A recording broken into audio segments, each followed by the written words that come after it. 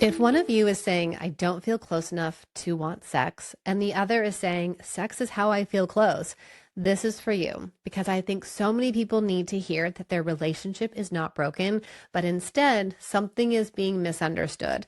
So let's talk about one of the common places couples get stuck when it comes to desire and sex. Many couples don't lose desire because something is wrong in their marriage. They lose it because they don't understand how desire actually works, especially in long-term relationships. And when that misunderstanding goes unspoken, couples slowly begin to feel more disconnected, even when love and commitment is still there. And I see this all the time in my therapy room. People wanting closeness and connection and missing each other, but not knowing how to reach when connection looks different. Here's the framework that often brings relief when couples hear it for the first time. There are two primary pathways to desire. These pathways, there's not a right or wrong or a better or less than. It's just different. So the first one is spontaneous desire. And this is the kind of desire that most people expect to always have in their relationship when that is not true.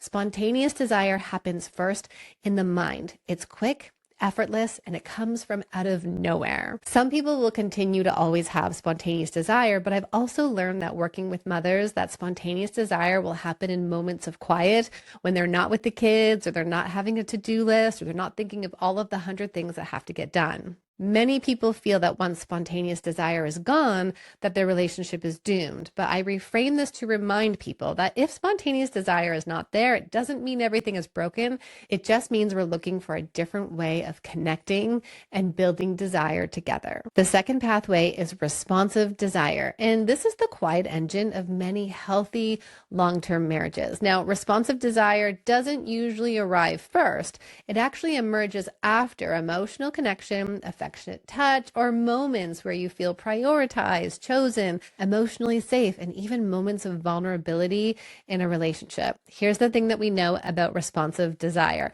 It happens in the body. And so when you put two bodies side by side and we quiet our minds, desire can then show up in the mind. Now, here's the challenging part, is that for so many people, they are busy with the kids, with schedules, with completing all the things, with an overwhelmed nervous system.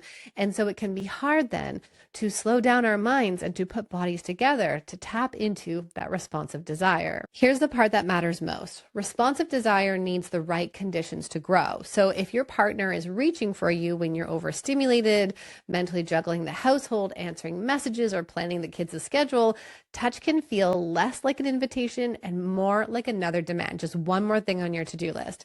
And that's not because you don't love your partner, and it's not because you're not attracted to them, but it's because your nervous system is saying, I need connection and regulation before I can access desire.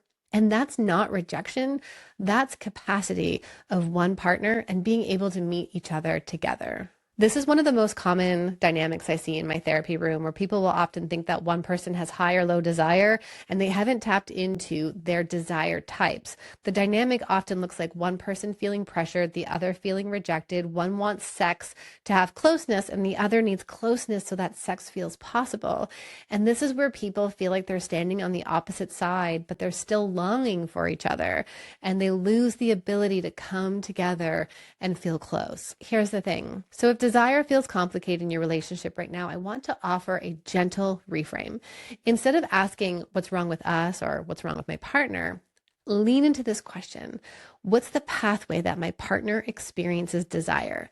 Because desire isn't something you have or don't have. It's actually something that couples learn to nurture together through curiosity, patience, and understanding. If today's episode resonated and you're looking for practical ways to nurture intimacy in your relationship, I've created a free guide with 5 exercises to help you do just that. Be sure to check out the link in the show notes. And if this conversation was helpful, I'd love if you'd follow the podcast and share this episode with someone who might need it. I'll see you next week. Take good care of you.